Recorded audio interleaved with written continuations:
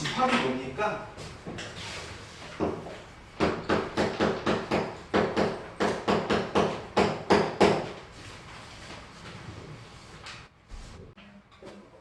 들어왔다며. 집합은 다 한 번씩 들었다며. 집합이 뭐예요? 집합이라는 건 기본적으로 모임인데, 이 모임이 그냥 아무 모임이 아니라 그냥 아무거나 모은 게 아니라 기본적으로 기준이 명확한 모임이라고 기억을 해주면 좋을 것 같아요.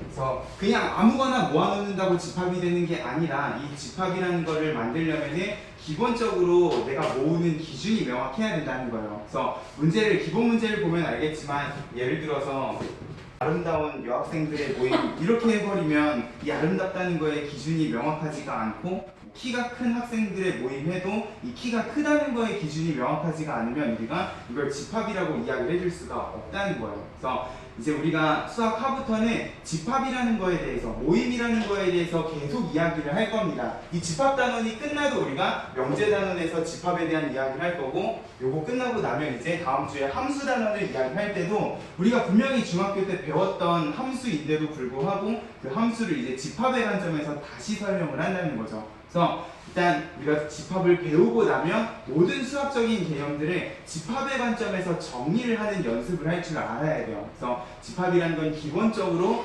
기준이 명확한 모임이라고 기억을 해주면 되고, 그때 그 집합이라는 모임 안에 들어가는 하나하나들을 우리가 뭐라고 이야기할 거냐? 원소라고 이야기를 할 겁니다. 이라고 이야기를 하는데, 자, 너네가 집합 문제를 풀어봐서 알겠지만, 풀어봤을 거예요. 그러면 이 집합 안에는 원소가 숫자가 들어갈 수도 있지만, 숫자만 들어가는 게 아니라 문자가 들어갈 수도 있을 거고요. 이 문자 안에는 알파벳부터 시작을 해서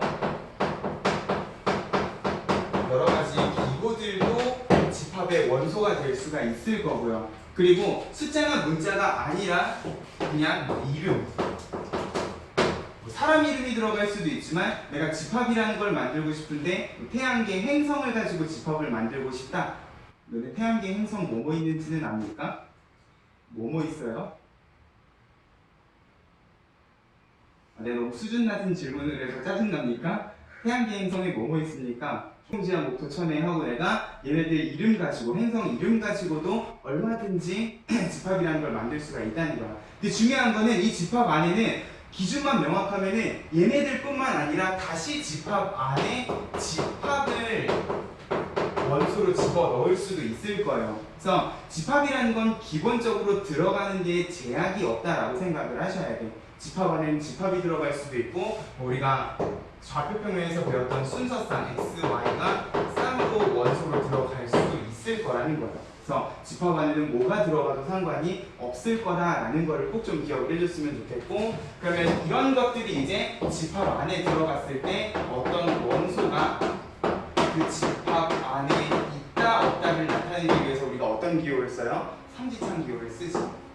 맞아요. 삼지창 기호에 찌르는 부분에는 항상 집합이 있어야 되고, 왼쪽에 정분 부분에는 항상 그 집합의 원소가 있으면 요 원소는 집합 안에 들어가 있다라고 생각을 해주면 될 거. 근데 만약에 어떤 원소가 집합 안에 없다라고 하면은 우리가 같지 않다의 짝대기를 긋듯이 마찬가지로 이 원소 삼지창 기호에다가 짝대기를 그어가지고 이 원소는 이 집합 안에 없습니다 라고 표현을 해주면 될 거야. 글쎄요, 되게 기본적인 기호인데 나중에 우리가 부분집합이라는 걸 배우면 이제 요 삼지창하고 부분집합 기호하고 헷갈리는 경우가 있기 때문에 일단 삼지창 기호를 잘 좀 기억을 해줬으면 좋겠어요. 그래서 집합이라는 거는 어떤 원소가 들어가더라도 기준만 명확하면 뭐가 들어가도 상관이 없는 모임이다 라고 일단 기본적으로 기억을 해주셔야 되고, 자, 그때 이 집합을 표현하는 방법에는 크게 세 가지 방법이 있지.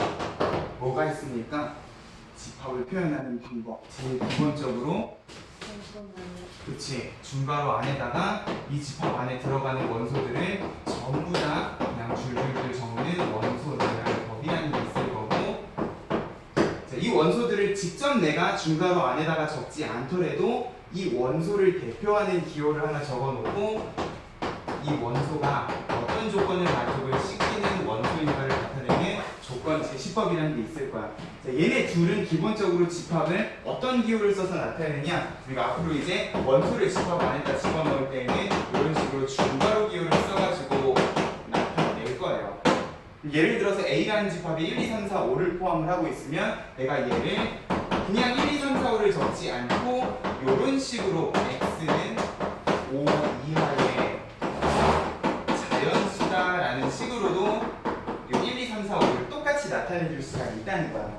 근데 중요한 거는 이 조건제시법에서 되게 많은 애들이 헷갈리는데 조건제시법은요 항상 이 원소를 대표하는 기호랑 그 기호의 조건 두 개가 짝대기를 기준으로 들어가 있단 말이야. 그러면 이 집합 안에 진짜 원소로서 들어가는 거는 짝대기를 기준으로 왼쪽에 있는 이 부분이라고 생각을 해주셔야 돼요. 자, 지금은 내가 그냥 x 해놓고 x는 5 이하의 자연수면은 내가 이 x 자리에다가 1, 2, 3, 4, 5 하고 집어넣고 이 집합을 나타내 줄 수가 있을 건데 내가 만약에 집합 b라는 거를 아까도 얘기했잖아. 순서쌍의 형태로도 원소가 들어갈 수 있다 그랬단 말이야. 그러면 이렇게 순서쌍을 적어놓고 이 x, y에 대한 조건을 이렇게 적어주게 되면 조건제시법에서 이 오른쪽 부분은 그냥 설명이라고 생각하고 실제 이 집합 B에 들어가는 원소는 뭐라고 생각을 해주셔야 돼? x, y가 세트로 묶인 순서쌍의 형태로 들어간다고 생각을 해주셔야 돼. 그러면 더해서 4가 되는 자연수 x, y 순서쌍은 뭐가 있습니까? 1, 3 2 3 해서 항상 조건제시법은 짝대기를 기준으로 왼쪽에 있는 요게 그 집합 안에 들어가야 되는 실제 원소의 모양이구나 라는 거를 생각을 해주셔야 돼요. 됐습니까? 이런 식으로 조건 제시법을 이용을 해서도 직접 원소를 나열하지 않고 나타내 줄 수가 있을 건데 이 두 가지 중괄호를 이용한 방법 말고도 우리가 집합을 그림을 이용을 해서 나타내 줄 수도 있을 거예요. 그래서 얘는 집합의 원소를 중괄호를 이용해서 나타내는 게 아니라 들어가는 원소들을 이런 식으로 주머니 안에다가 집어넣는 식으로도 이야기를 해줄 수가 있을 거야. 그래서 나중에 우리가 집합의 연산을 배우게 되면은 중괄호로 나타내는 것보다 그림으로 나타내는 게 얘네들이 겹치는 원소가 뭐뭐가 있고 이 안에 뭐가 들어가 있는지 원소가 몇 개인지를 훨씬 더 쉽게 파악을 해줄 수도 있을 겁니다. 그래서 집합이라는 건 그림으로도 나타내 줄 수가 있다라는 거를 잘 좀 기억을 해주셨으면 좋겠어. 자, 오른쪽 11페이지에 있는 원소의 개수에 따른 집합의 분류를 보면은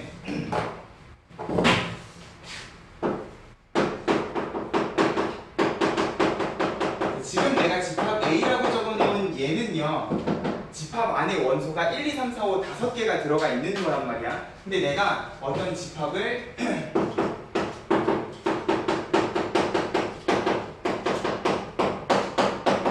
요렇게 1, 2, 3, 4, 5 하고 정해놓고 집어넣을 수도 있지만 내가 어떤 집합 B를 만약에 조건제시법으로 이렇게 나타낸다고 하면 x는 자연수 이런 식으로 그러면 이 집합 안에 들어가는 원소는 몇 개 하고 지금 딱 정해져 있는 게 아니라 그냥 모든 자연수가 그냥 무한히 들어가 있는 형태의 집합도 이야기를 해줄 수가 있다는 거죠.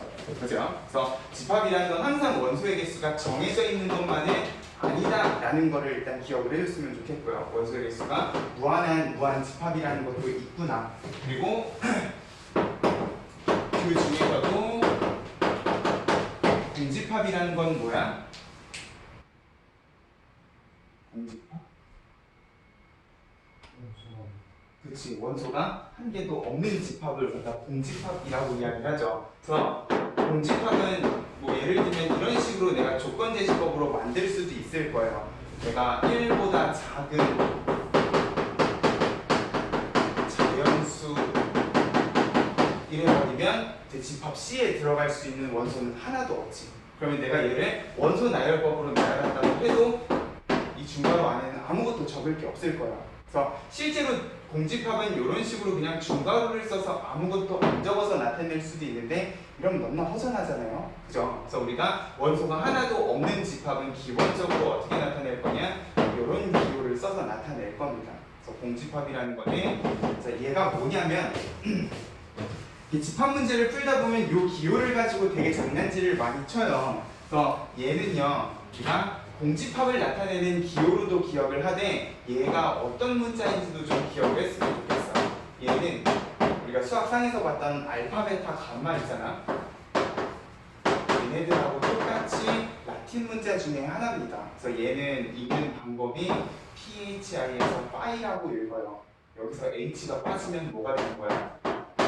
얘는 이렇게 생긴 라틴 문자가 되는 거지. 얘네들은 전부 다 알파, 베타, 감마의 친구라고 생각을 하시면 돼요. 그래서 이 기호가 우리가 공집합 기호로도 쓰이지만 나중에 집합 안에 들어가서 원소로 들어가게 되면 이제 요거 가지고 문제를 헷갈리게 낼 수가 있기 때문에 쟤는 공집합을 나타내는 기호뿐만 아니라 그냥 알파, 베타, 감마의 친구인 문자 파이, 라틴 문자 파이라고도 생각을 해주면 좋을 것 같아요. 그죠? 자, 그러면 자, 요 유한집합, 무한집합 중에서 자, 일단 그 전에 그러면 요 공집합이라는 건 유한집합일까, 무한집합일까? 유한? 원소의 개수가 하나도 없는데?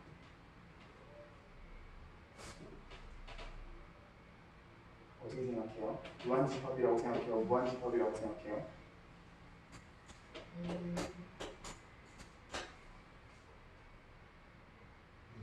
유한이라고 생각해요? 다 배운 사람들이 처음 듣는 것 같이 이렇게 바보 같은 표정을 짓고 있습니까? 공집합은 기본적으로 유한집합이에요.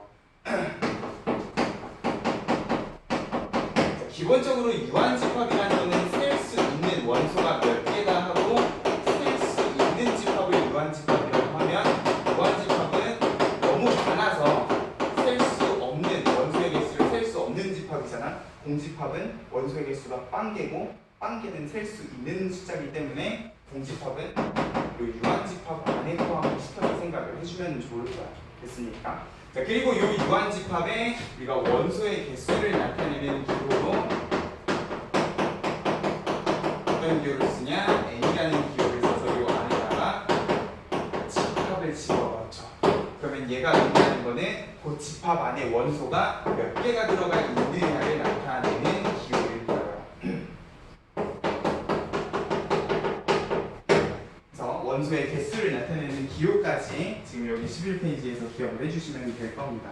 그래서 저 n이라는 기호는 기본적으로 안에 집합이 들어가게 되는데 이 집합이라는 건 실제 그냥 여기 있는 A, B, C 집합 기호를 써서 집어 넣어줄 수도 있을 거고요. 예를 들어서 지금 여기 있는 A라는 집합을 집어 넣게 되면 얘는 원소가 5개구나 해주면 될 거야.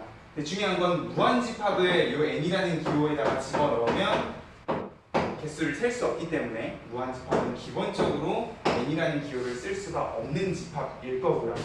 만약에 내가 공집합인 C를 집어넣는다고 하면은 이것도 마찬가지로 셀 수 있다 그랬으니까 빵개하고 세주면 될 건데 이 원소의 개수를 나타내는 n이라는 기호는 집합을 대표하는 기호를 넣을 수도 있지만 그냥 이 소괄호 안에다가 집합 그 자체를 집어넣을 수도 있을 거예요.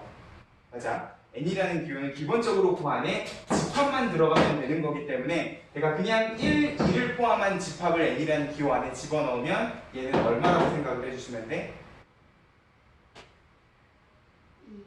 2개라고 생각을 해주시면 되는 거지. 보세요. 2개잖아요. 이 집합 안에는 원소 2개가 들어가 있단 말이에요. 자, 근데 그 파란색 박스 밑에 설명을 보면은 이제 이걸 가지고 처음부터 장난을 치기 시작을 합니다. 설명해 보면은 괄호 3번 해가지고 자, n이라는 기호 안에다가 자, 얘를 집어넣어요. 그러면 자, 소괄호 안에는 집합이 들어가야 되는데 그 자리에 지금 공집합을 나타내는 기호를 적었단 말이에요. 그러면 얘는 공집합이라고 생각하고 얘처럼 그냥 빵이라고 해주시면 될 거야. 근데 중요한 건 내가 만약에 여기에다가 지금 여기 있는 것처럼 이런 집합을 집어넣는다고 하면 이런 걸 헷갈리시면 안 된다는 거예요. 지금 얘는 소괄호 안에 중괄호 집합이 들어가 있잖아. 그 집합 안에는 뭐가 들어가 있어? 이렇게 생긴 기호가 들어가 있어요. 그러면 지금 위에 쓰인 이 기호랑 아래쪽에 쓰인 이 기호는 아예 다른 기호라고 생각을 해주셔.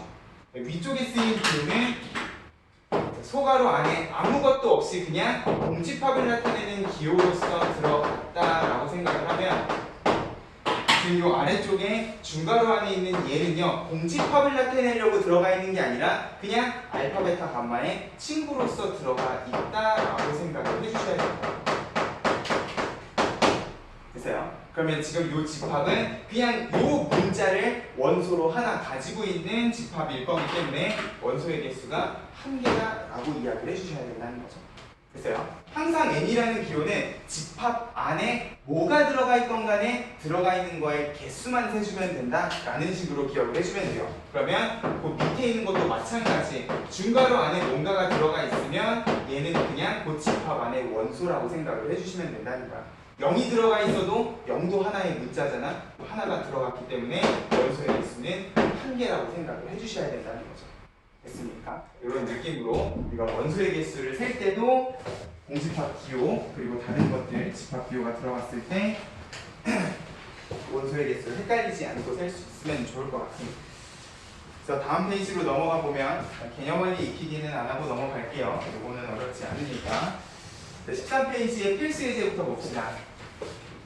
일단 집합의 뜻부터 시작을 하면 집합인 것을 모두 고르면 그랬어요. 1번 아까 내가 얘기했잖아. 키가 작은 학생들의 모임. 키가 작다는 거에 기준이 명확하지가 않다는 거죠. 맞아요? 누구 입장에선 클 수도 있고 누구 입장에선 작을 수도 있고 그러니까 분명히 누가 봐도 큰 사람이 있고 작은 사람이 있어요. 근데 애매모호한 사람도 있을 거란 말이야. 맞아요? 그렇기 때문에 그냥 키가 작다라고 하면 우리가 집합이라고 이야기를 해줄 수가 없을 겁니다. 예쁜 여학생도 마찬가지예요. 예쁘다는 거의 기준은 우리 부모님도 다르고 너네 부모님도 다르잖아요. 그렇기 때문에 기준이 명확하지 않은 것들은 집합이 아닌데 3번에 혈액형이 B형이다.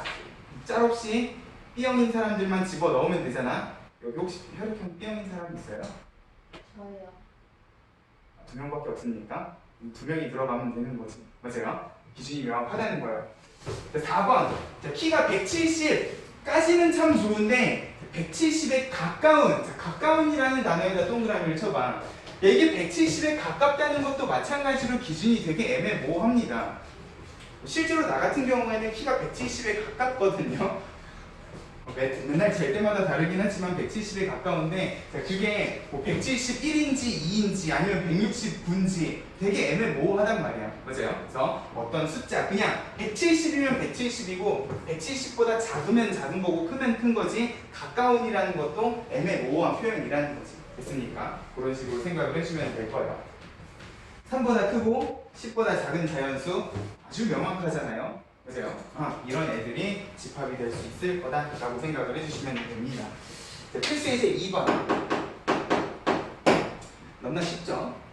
32가 5의 배수라고 했으니까 말로 쭉 전기가 되어 있는 집합은 가능하면 어떤 방법으로든 집합 A를 적어놓고 이야기를 해주면 좋을 것 같아요. 그러면 1번에 4는 A의 원소가 아니다라는 뜻이잖아. 완전 맞는 말이죠. 그죠? 2번은 5가 A의 원소다. 맞는 말이에요. 12는 A의 원소가 아닌데 지금 이런 식으로 원소다라고 하면은 틀린 말이라는 거지. 그죠? 4번도 마찬가지. 18이 A의 원소가 아니다. 맞는 말이고 30 이하라 그랬으니까 집합 A 안에 들어가 있을 거야. 그죠? 읽을 줄 아셔야 되고요. 다음 페이지로 넘어가자. 필수 예제 3번 생략할게요. 원소나열법은 조건대시법, 조건대시법은 원소나열법으로 나타내시오 했는데 1번만 간단하게 이야기 좀 해볼까? 1, 2, 5, 10 뭡니까?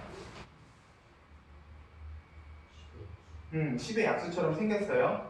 그럼 조건대시법으로 나타낼 때 x와 x는 10의 약수라고 정리를 해주시면 될 거예요. 됐어요? 표현 방법은 연습을 해주시면 될 건데 자, 필수 예제 4번에다가 별표 좀 쳐보자. 내가 기본 개념 설명을 하면서 하나 빼먹고 이야기한 것 중에 하나가 있는데 필수 예제 4번에다 적어놓자. 집합의 원소는요. 이것도 집합에 대한 기본적인 약속입니다. 집합의 원소는 기본적으로 중복인 원소를 여러 번 적지 않아요. 내가 조건을 만족하는 x값들을 쭉 나열했는데 그 안에 하필이면 2가 2번 들어가 2번 들어가더라도 그 집합 안에는 한 번만 적어줄 거라는 거예요.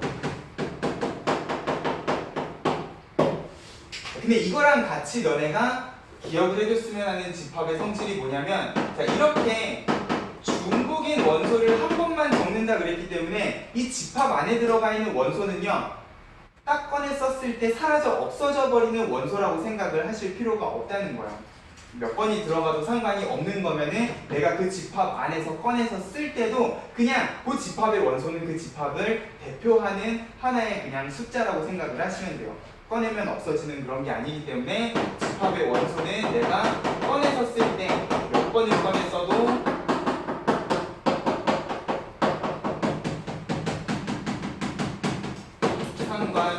상관없다까지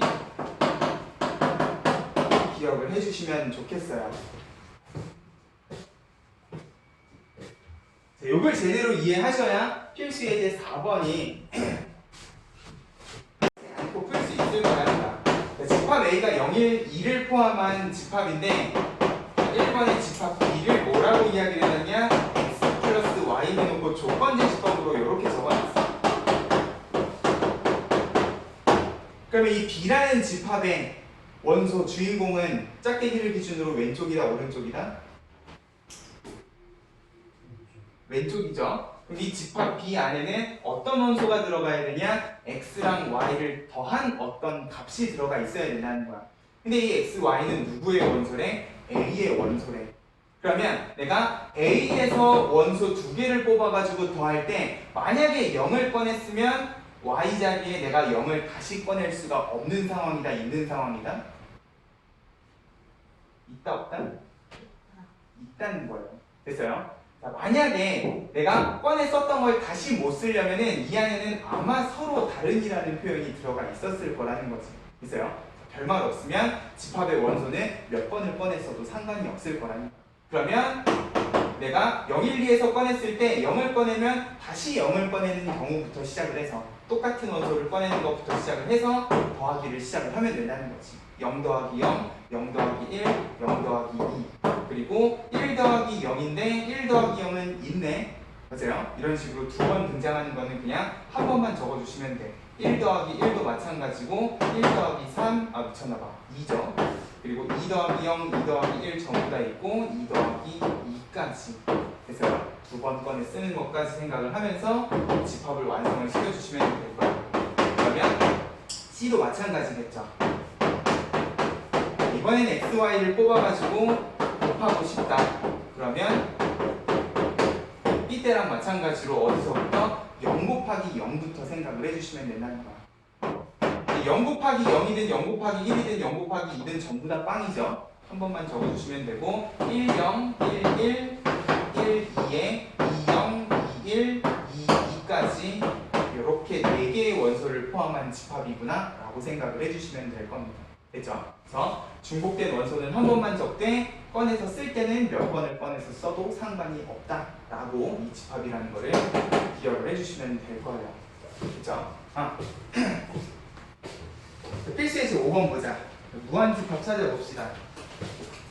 동그라미 1번. 자, 지금 여기 1, 2, 3, 4, 5번은 전부 다 집합을 대표하는 원소가 X예요. 이 X 자리에 뭐가 들어갈지를 고민을 해야 되는데, 자, X가 3N이고 N은 1, 2, 3, 4야. 그러면 N 자리에 1, 2, 3, 4를 집어넣으면 나오는 X는 얼마야?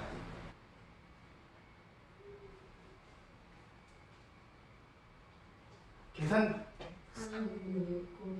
그치 3, 6, 9, 10이죠. 이게 어렵으니까. 그럼 얘는 원소가 몇 개야? 4개야. 무한집합이야? 유한집합이야? 너무나 쉬워서 짜증나서 지금 대답을 안 하는 겁니까? 할만하죠? 4개야. 얘는 유한집합입니다. 자, 9보다 큰 한 자리 홀수가 있어? 없어요. 그럼 얘는 무슨 집합이야? 공집합은 유한집합, 무한집합? 유한집합. 자, 3번 1하고 2 사이의 기하분수. 자, 이제 분수하기 시작하면은 1하고 2 사이들에도 기하분수는 졸래 많죠? 맞아요? 졸래 많아요. 1하고 2 사이의 분수하면은 뭐 천년만년 그냥 분모를 바꿔갈 수 있기 때문에 무한집합은 3번일 거고, 세 자리 자연수. 자, 이것도 졸라 많기는 하지만 개수는 정해져 있죠. 세 자리 자연수면 100부터 999까지 딱 개수가 정해져 있을 거야. 맞아요? 많기는 해도 셀 수는 있다는 거죠. 자, 5번. 5번 조심하셔야 되는데, 자, 2차 부등식이 들어가 있어요. x제곱 마이너스 3x 플러스 2가 0보다 작다. 다들 푸실 줄 알죠? 얼마랑 얼마 사이? 1보다 크고 2보다 작다인 거잖아. 그죠? 그러면 1하고 2 사이의 유리수 3번하고 마찬가지로 전래 많을 거예요. 맞아요? 자, 근데 만약에 2차 부등식이 주어져 있고 유리수라는 표현을 썼어도요. 만약에 이 2차 부등식이 해가 전혀 없는 2차 부등식이라고 하면 예를 들어서 이런 2차 부등식을 조건제시법에다 적었어. 그러면 이걸 만족하는 x는 있어요? 없어요? 없죠? 맞아요? 얘는 지금 이렇게 생긴 2차 부등식이란 말이에요. 0보다 작은 건 없단 말이야. 그럼 유리수 해도 원소의 개수는 몇 개야? 0개야. 그럼 얘는 무한집합이야? 유한집합이야? 유한집합이 된다는 거죠. 됐어요? 그래서 유리수라는 표현이 있더라도 일단 부등식은 풀어보고 고민을 하시라는 겁니다. 그죠? 이런 느낌으로 조심만 해주면 될 거야. 네, 6번. 옳은 것은, 자, 1번부터 보자. A가 0을 포함한 집합이다. 그럼 NA는 0입니까? 대표적인 미친 소리라는 거야. 그렇죠? 집합 A는 원소를 하나 0하고 포함을 하고 있기 때문에. 네, 2번. 자, 얘는 N 안에다가 그냥 집합을 때려 넣었어요. 이 집합은 원소가 몇 개야? 두 개죠. 맞아요? 3이라는 숫자 하나랑 파이라는 문자 하나를 포함한 그냥 원소 두 개짜리 집합이다 라고 생각을 해주시면 될 거야. 3번. 0, 1, 2를 포함한 집합의 원소의 개수 3개, 1, 2를 포함한 집합의 원소의 개수 2개. 그러면 이 n이라는 거는 원소의 개수 다 세서 숫자만 적어주면 되는 거죠. 얘는 3 빼기 2라고 생각을 해주시면 돼. 맞아요? 근데 4번 같은 미친 짓은 하시면 안 된다는 거야. 자, 집합 안에 3이 들어가 있고 5가 들어가 있다고 5가 크다 이러고서는 이렇게 부등식을 써주시면 돼? 안 돼? 안 돼요. 그래서 n이라는 기호는 그냥 그 집합 안에 뭐가 들어가 있건 간에 몇 개가 들어가 있는지 세주시기만 하면 된다는 거야. 됐어요? 둘 다 한 개니까 이런 부등식을 쓰시면 안 돼. 자, 5번. 자, 앞에서부터 가보자. 첫 번째 집합은 원소 몇 개? 한 개. 두 번째는요?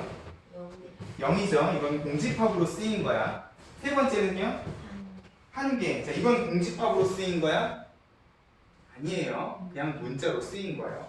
그리고 네 번째 집합은 두 개. 그러면 한 개, 빵 개, 한 개, 두 개 하면은 3이 아니라 4가 돼야 되는 거지. 됐습니까? 이런 식으로 실수만 좀 피해 주시면 될 거예요.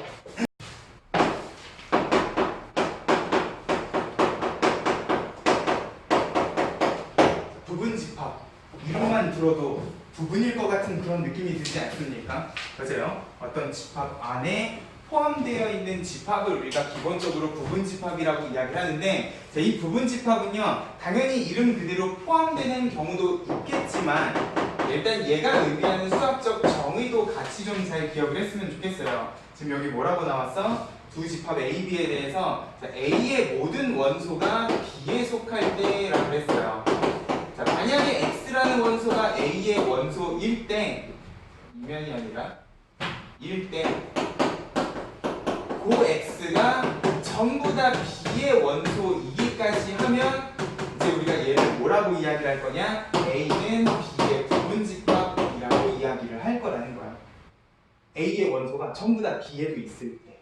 맞아요? 자, 근데 이렇게 되면은 당연히 A가 1, 2, 3이고 B가 1, 2, 3, 4, 5인 경우는 뭐 의심의 여지 없이 부분집합이라고 이야기를 해줄 수가 있겠죠. 1, 2, 3은 전부 다 여기 있으니까. 근데 반대 상황은 어때?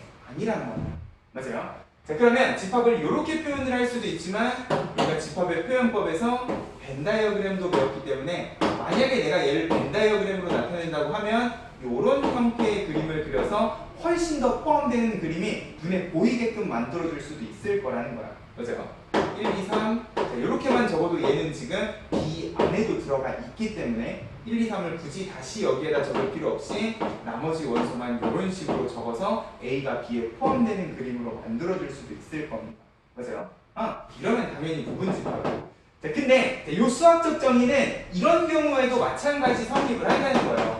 자, A가 1, 2, 3인데 B도 1, 2, 3이야. 자, 이런 두 집합을 갖다 놨을 때 자, 얘도 지금 여기 있는 문장 성립해요, 안 해요? 하죠? A의 원소가 B에도 전부 다 있단 말이야. 근데 이건 지금 포함하는 그림이 아니라 뭐야? 정확히 두 집합이 같은 경우라는 거죠. 맞아요? 그래서 부분집합은 그냥 포함된다라고만 너네가 기억을 하시면 안 돼. 그래서 이 부분집합은 당연히 포함하는 경우도 설명을 하겠지만 두 집합이 같은 경우까지 전부 포함을 하는 개념이다 라고 부분집합을 기억을 해주셔야 된다는 거야.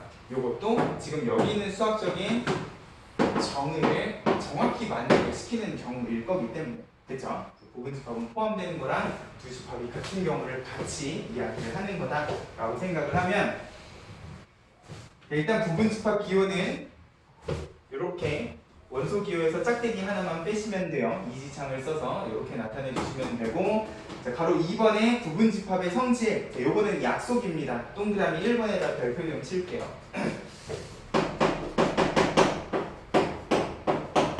우리가 부분집합이라는 걸 이야기를 할 때 이 두 가지는 기억을 하셨으면 좋겠는데, 요건 이미 내가 설명을 했어요. 같은 집합도 부분집합의 개념 안에 포함되어 있어야 된다라고 내가 방금 이야기했으면, 공집합이라는 거를 이제 모든 집합의 부분집합, 자, 이건 꼭 A일 필요 없이 어떤 집합을 다 갖다 놔도 공집합이라는 거는 항상 모든 집합의 부분집합이라고 생각을 해주시면 될 거예요.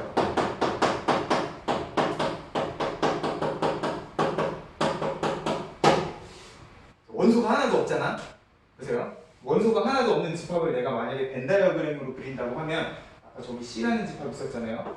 그 C라는 집합은 여기다 이렇게 그려도 되는데 사실 여기다 이렇게 그려도 상관없지 않습니까? 그죠? 원소가 하나도 없으면 어디에 들어가도 사실 원소가 없기 때문에 상관이 없는 상황일 거란 말이에요.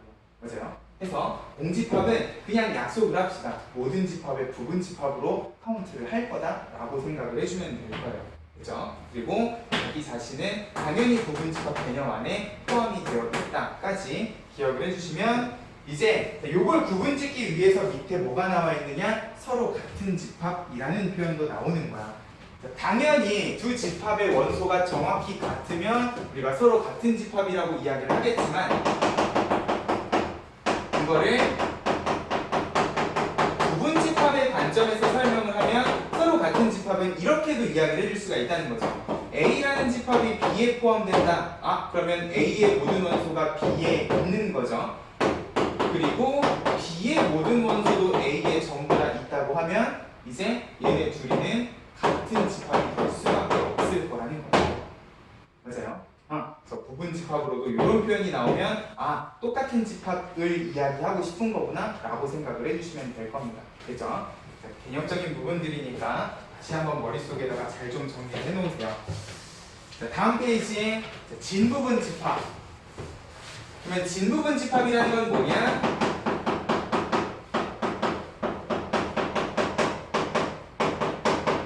진짜 부분 집합인 거예요. 자, 이 부분 집합이라는 개념 자체가 포함되는 경우랑 같은 경우를 다 포함하고 있다 보니까 그 중에서도 진짜로 이렇게 포함이 되는 그림 밖에는 못 그리는 이런 부분 집합을 진부분 집합이라고 이야기한다는 거예요. 그래서 부분 집합 안에는 항상 자기 자신이 포함되어 있을 건데 그 자기 자신을 제외한 나머지 부분 집합들, 실제 집합 안에 포함이 되는 그림으로밖에 못 그리는 부분 집합을 진부분 집합이라고 이야기를 할 겁니다. 됐죠? 여기까지 개념적인 부분을 잘 기억을 해주시면 좋겠고, 부분 집합의 개수에다가 별표 좀 칠게요.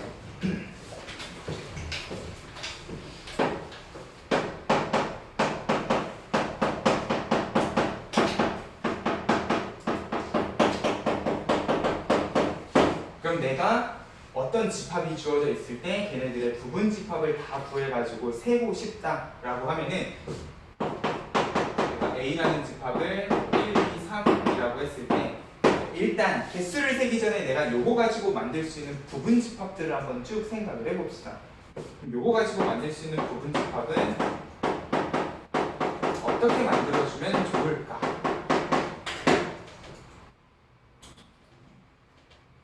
되는 대로 만들어줘도 뭐 상관은 없겠지만 가능하면 우리가 부분집합을 만들 때에는 원소의 개수별로 좀 예쁘게 분류를 했으면 좋겠어요.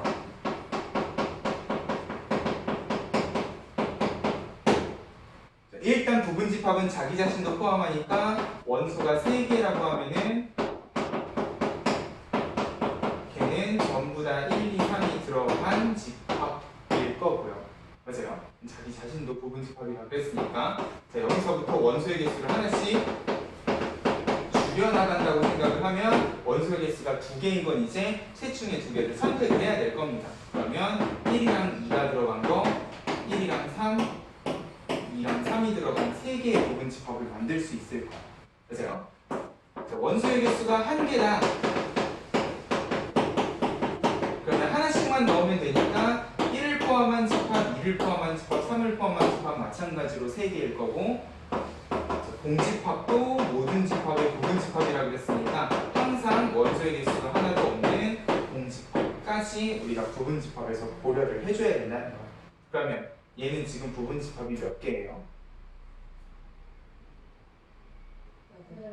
8개죠? 맞아요? 자, 그러면 내가 이 집합을 1, 2, 3에서 A, B, C로 바꾸면 어떻게 됩니까? 마찬가지로 1, 2, 3에서 A, B, C로만 바꾸면 돼요. 맞아요?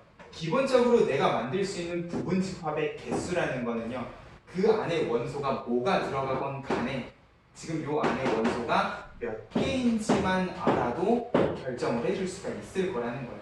맞아요? 자, 전체 원소의 개수가 3개면 3개인 것부터 2개, 1개, 빵개 가셔야 되고요. 원소의 개수가 4개면 4개부터 3개, 2개, 1개, 빵개로 가셔야 될 거란 말이에요. 맞아요? 자, 그 안에 뭐가 들어가건 간에 기본적으로 부분집합의 개수라는 거는 누구에 의해서 결정이 되냐? 그 집합이 가지고 있는 전체 원소의 개수에 의해서 결정이 될 거라는 거지. 그럼 만약에 원소의 개수가 n개라고 하면은 내가 만들 수 있는 부분집합의 개수는 항상 어떻게 결정이 돼? 2의 제곱개 하고 결정이 된다는 거예요. 그래서 얘가 8개인 이유는 왜? 2의 K제곱이기 때문에 8개라고 생각을 해주셔도 된다는 거죠. 왜냐면 이게 원소가 3개면 이 정도 만드는 건 어렵지 않을 건데 4개만 돼도 지금 16개가 나와야 되는데 그 16개를 일일이 적는 건 아마 쉽지는 않을 거란 말이에요. 맞아요? 5개가 되면 더 끔찍해지죠. 32개의 부분집합을 내가 막 일일이 만들어가지고 하나, 둘, 셋, 넷 셀 수는 없을 거란 말이에요. 맞아요? 그래서 기본적으로 부분집합의 개수를 셀 때에는 원소의 개수에 대해서 항상 2의 n승계의 부분집합이 나온다라고 기억을 해주시면 됩니다. 됐습니까? 근데 중요한 건 여기까지는 다들 뭐 그렇구나 하고 넘어가는데 자, 얘가 왜 2의 n제곱계가 되는지도 너네는 기억을 했으면 좋겠어요. 혹시 왜 2의 n제곱계가 되는지 아는 사람? 원소의 개수가 n개면 왜 부분집합의 개수는 2의 n제곱계입니까?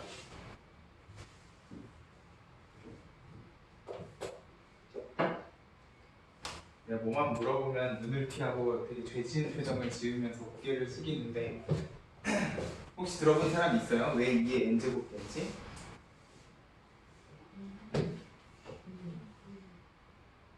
많은데 안 알려 준비해요? 아니요. 류 혹시 알고 있습니까? 네. 몰라요? 지민이 혹시 알아요? 경우 있어요. 맞아요. 경우의 수예요. 자, 이 부분집합의 개수는 공식뿐만 아니라 왜 그런지도 좀 기억을 해줍시다. 왜냐하면 어차피 우리가 제일 마지막 단어에서 뭐 할 거예요? 경우의 수 이야기 할 거예요. 그리고 지금 이 부분집합의 개수 바로 오른쪽 페이지에 특정 원소를 포함하거나 포함하지 않는 부분집합의 개수를 셀 때 이걸 그냥 공식으로 외우면 왜 그런지 이해가 안 되는 부분들이 너무나 많단 말이야. 자, 이제 우리가 얘네들을 일일이 세지는 않을 건데 그러면 왜 얘네들이 2의 n제곱계가 되는지를 같이 좀 기억을 해주자는 거지. 자, 1, 2, 3이라는 원소가 있으면 자, 결국 요거의 부분집합이라는 거는 당연히 1, 2, 3 가지고만 만들어야 되는 거야. 갑자기 막 어떤 4가 나온다던가 뭐 A가 나오면 안 되는 상황이죠. 결국 부분집합은 여기 있는 원소 1, 2, 3 3개만 가지고 생각을 할 건데 그러면 자, 각각의 원소의 관점에서 생각을 해보자는 거야. 자, 아까 전에 내가 부분집합을 쭉 나열을 할 때 그 부분집합 안에는 1이 있는 부분집합도 있었고 없는 부분집합도 있었단 말이야. 그러면 요 원소의 관점에서 부분집합 안에 들어갈 수 있는 경우의 수는 그 부분집합 안에 있는 경우, 없는 경우 몇 가지 경우의 수가 나오는 거야? 두 가지 경우의 수가 나오는 거야. 1이라는 원소가 가질 수 있는 경우의 수가 두 가지라는 거지. 그럼 2랑 3도 마찬가지겠죠? 그 부분집합 안에 있거나 없거나 항상 모든 원소가 두 가지 경우의 수를 가지고 있다 보니까 그럼 원소의 개수가 늘어나도 그 늘어난 원소에 대해서 전부 다 경우의 수가 몇 가지라고 생각을 하면 그치 있다 없다 두 가지라고 생각을 하면 아 왜 2의 n제곱배가 되는지도 어렵지 않게 이해를 해줄 수 있을 겁니다. 됐어요?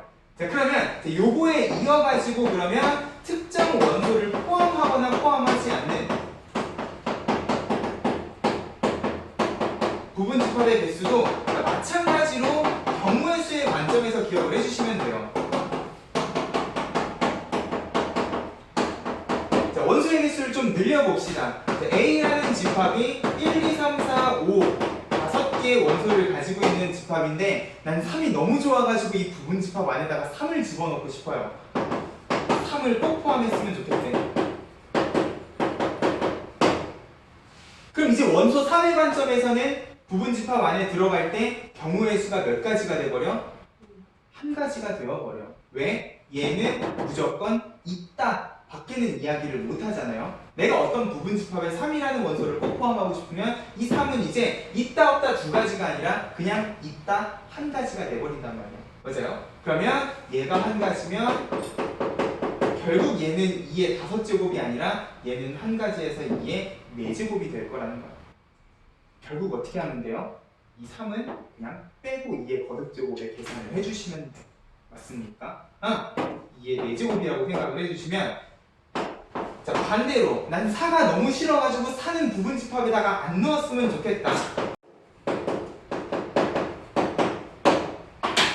그러면 이 4도 마찬가지로 경우의 수는 몇 가지가 돼버리는 거야? 없다 한 가지가 돼버린다는 거지. 맞아요? 결국 포함을 하건 포함하지 않건 원래 있다 없다 두 가지 가능성을 가지고 있던 원소들이 그냥 있으면 있다 한 가지 없으면 없다 한 가지가 되어버린다는 거예요. 맞아요? 그럼 얘네를 짬뽕을 해서 내가 3은 꼭 포함하고 4는 안 포함했으면 좋겠다. 그럼 어떻게 하면 돼? 3이랑 4는 그냥 빼버리고 생각을 하면 된다는 거예요. 됐습니까? 어차피 포함을 하는 원소든 포함하지 않는 원소든 경우의 수는 한 가지로 줄어버릴 거기 때문에 그 원소는 우리가 부분집합을 고려를 할 때 빼고 2의 거듭제곱에 고려를 해주시면 된다는 거죠. 어떤 느낌인지 알겠어요? 그러면 큰 4번, 큰 5번 전부 다 경우의 수의 관점에서 우리가 부분집합의 개수를 어렵지 않게 따져줄 수 있을 겁니다. 됐죠? 네, 21쪽에 필수 예제 7번. 자, 이제 이런 걸 조심하셔야 돼. 자, 집합 A가 주어져 있는데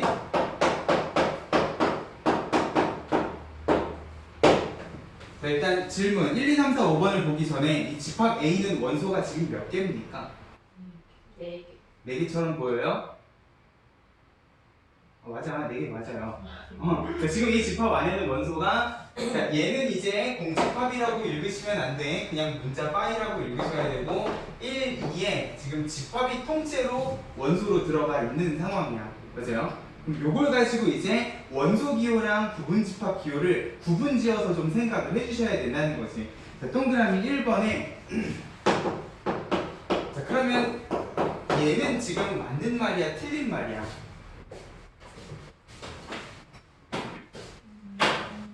맞는 말이에요. 맞는 말인 것 같아요. 자, 그러면 지금 동그라미 1번에 쓰인 얘는요, 공집합 기호로 쓰인 겁니까? 아니면 문자로 쓰인 겁니까? 공집. 문자. 문자. 문자로 쓰인 거죠. 보세요. 자, 삼지창은 항상 어떻게 읽으시면 되냐? 삼지창 왼쪽에 있는 그냥 통째로 보시면 돼. 자, 요거를 통째로 자, 저렇게 생긴 게 집합 A 안에 있는지 없는지 판단을 해주시면 된다고요. 그러면 요렇게 생긴 원도 지금 집합 A 안에 있기 때문에 얘는 맞는 말인 거예요. 됐어요? 자, 그러면 2번. 얘는 맞는 말이야?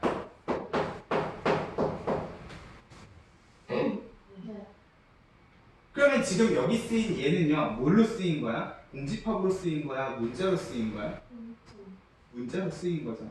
보세요. 이거 조심하셔야 돼. 내가 지금 색깔로 구분을 지어놓고 있는데 얘도 마찬가지로 요 문자가 들어간 집합이라고 생각을 해주셔야 돼요. 그러면 자, 우리가 삼지창이랑 이지창을 구분을 할 때요, 이런 식으로 구분 지어주시면 돼. 삼지창은 왼쪽에 있는 통째로 동그라미를 치시고요. 이지창은 요 중괄호 안에 있는 걸 동그라미를 친다고 생각을 해주시면 돼요. 자, 그럼 여기 지금 1, 2, 3, 4, 5번에는 없는데 그러면 이거는 맞는 말입니까? 맞는 말인 것 같아요? 중딩 어떻게 생각해요? 맞는 말인 것 같아요? 아니도 그래요? 자, 그러면 지금 여기 쓰인 얘는 뭘로 쓰인 거야? 그치, 이게 공집합 기호로 쓰인 거예요. 그래서요, 똑같은 문자가 들어가도 이게 원소로서 내가 해석을 해야 되는 부분이 있고 집합으로서 해석을 해야 되는 부분이 있다는 거예요. 지금 내가 다른 색깔로 동그라미 친 이유는 뭐야? 얘는 얘가 아니라는 거죠. 얘는 그냥 공집합으로서 쓰인 기호다 라고 생각을 해주시면, 자, 지금 이 집합 A 안에 요거 하나 넣은 순간 이 모든 말들이 다 맞는 말들이 돼버린다고. 됐어요? 자, 이런 느낌으로 4번, 5번, 3번, 4번, 5번도 볼 건데, 자, 일단 3번. 삼지창이면 내가 어떻게 생각을 하자고? 삼지창 왼쪽에 있는 걸 통째로 동그라미를 치고 이렇게 생긴 원소가 있는지 없는지를 보시라고. 있어, 없어? 이렇게 생긴 건 없어요. 보세요. 그러면 얘는 틀린 말이 될 거라는 거야. 그죠? 4번. 자, 이것도 마찬가지로 삼지창이네. 그러면 얘도 파란색 통째로 동그라미를 치면 이렇게 생긴 원소 있어, 없어? 있죠. 누구야? 얘죠, 얘. 맞습니까? 통째로 동그라미를 쳐서 그렇게 생긴 원소가 있는지 없는지를 보시면 돼. 5번. 이건 맞는 말입니까?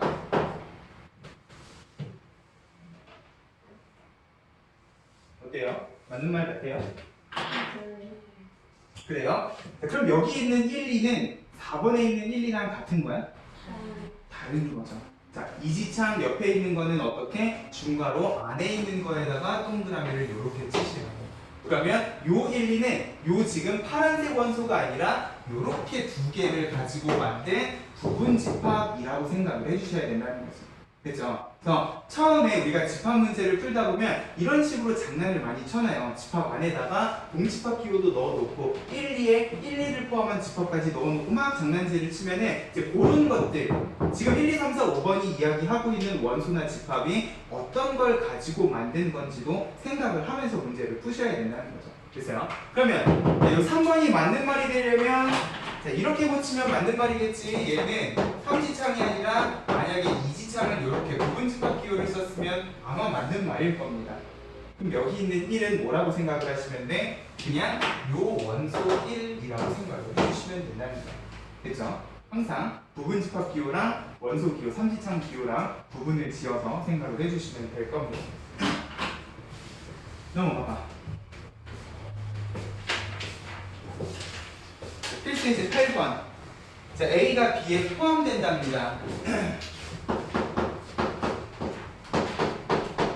A는 1하고 A 플러스 2, B는 원소가 3개야. A제곱 플러스 2에 A 플러스 1인데 A가 B에 포함되면 당연히 B에는 A의 원소가 다 있어야지.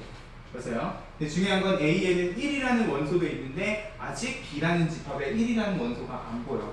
뭐 어떻게 해야 돼? 만들어 주셔야지. 보세요. 그러면 이 1이라는 원소가 가능한 경우는 이 두 가지 경우겠지? 그죠? A제곱 플러스 2가 1이 1인 경우도 생각을 해주셔야 되고 a 플러스 1이 1인 경우도 생각을 해주셔야 돼요. 그리고 첫 번째 경우는 말이 돼요? a 제곱이 마이너스 1이면 a는 허수 i여야 되잖아. 보세요. 얘는 안 될 거고요. 그러면 a는 0이겠구나. 지금은 되게 간단하지만 만약에 내가 이렇게 a 값을 찾았으면 항상 요거를 가지고 집합 a, b를 만들어서 검산까지 꼭 좀 해봐. a가 0이면 집합 a는 뭐가 되는 거야? 1하고 2를 포함한 집합이 될 거고 집합 b는 뭐가 되는 거야? 3, 2, 1을 포함한 집합이 될 겁니다. 그러면 실제로 포함하는지 안 하는지도 체크를 해주셔야지. 우리는 방금 1만 포함하게끔 만들었는데 그렇게 됐을 때 얘도 같이 포함이 되는 경우인지 아닌지도 생각을 해주셔야 된다는 거죠. 그렇죠?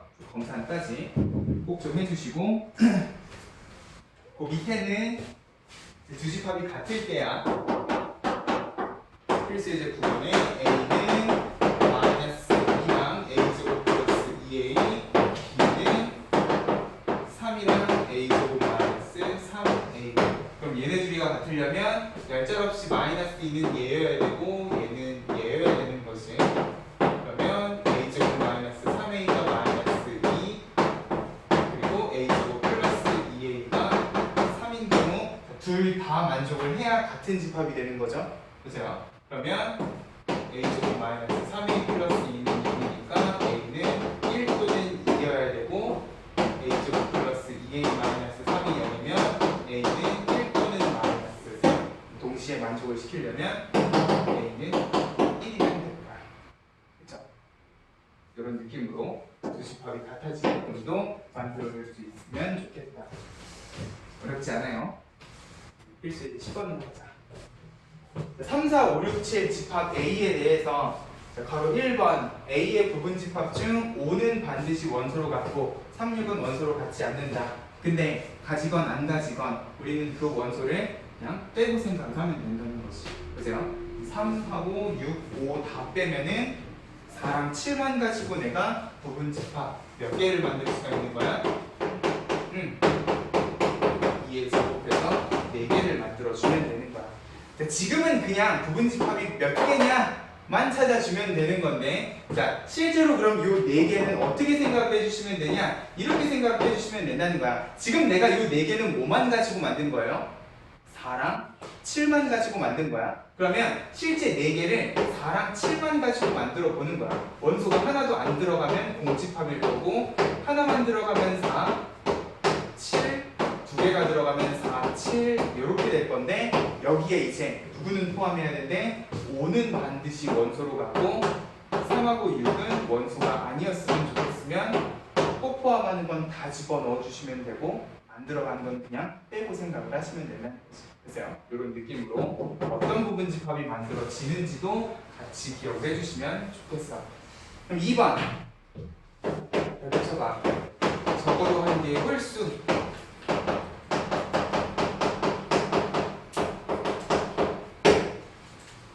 자, 적어도 한 개라는 거는 어떤 의미를 가지고 있죠? 자, 지금 여기 집합 A에는 홀수가 3, 5, 7 3개야. 적어도 한 개라는 거는 기본적으로 홀수가 하나는 들어가 있어야 되는 거잖아. 홀수 한 개. 근데 적어도 한 개이기 때문에 홀수가 2개 들어가는 경우도 있을 거예요. 자, 홀수가 3개 다 들어가도 상관이 없을 거야. 맞아요? 자, 만약에 내가 이렇게 푼다고 하면은 자, 요 안에서도 너네가 조심을 하셔야 되는 부분들이 되게 많아요. 만약에 홀수가 한 개다. 그러면 그 한 개를 내가 3이라고 하면, 자, 내가 홀수 한 개를 3이라고 한 순간 그 부분 집합 안에는 5랑 7이 들어갈 수 있어, 없어? 없죠. 그럼 내가 그런 부분 집합을 만들 때 결국은 어떻게 해야 돼? 3, 5, 7을 다 빼고 생각을 하셔야 돼. 맞습니까? 4랑 6만 가지고 부분 집합을 만들어 주셔야 된다고.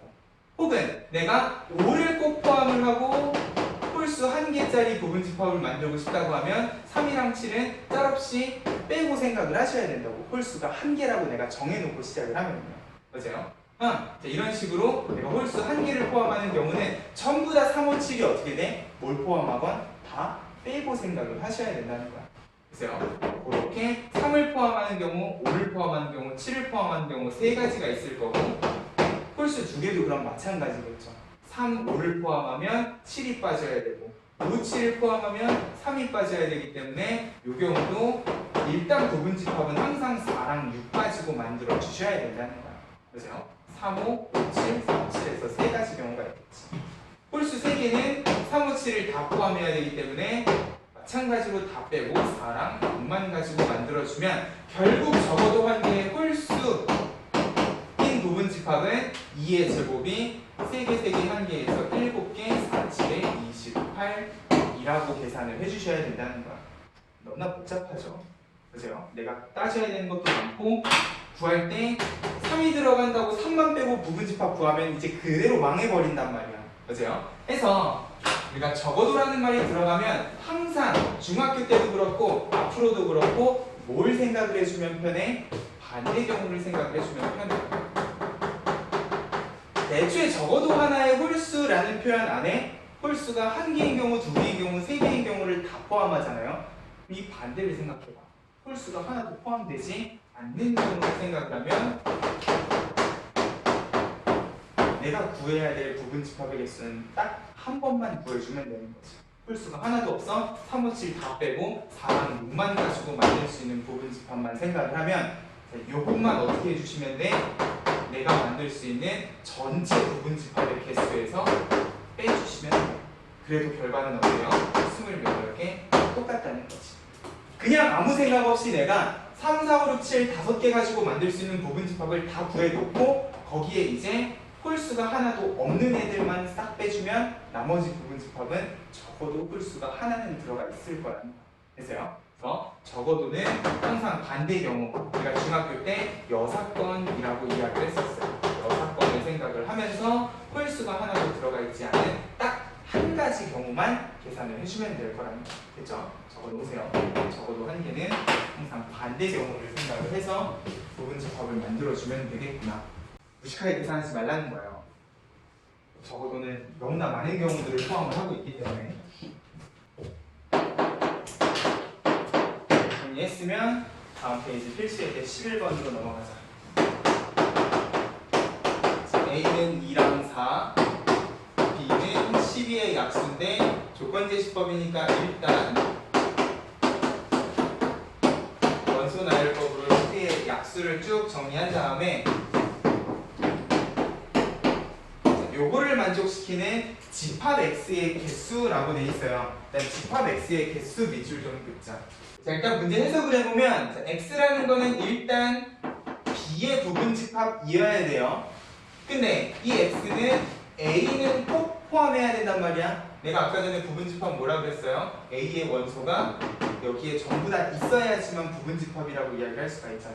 그러면 얘를 우리가 어떻게 해석을 해주면 될 거야? X는 A의 원소 2랑 4는 꼭 포함하는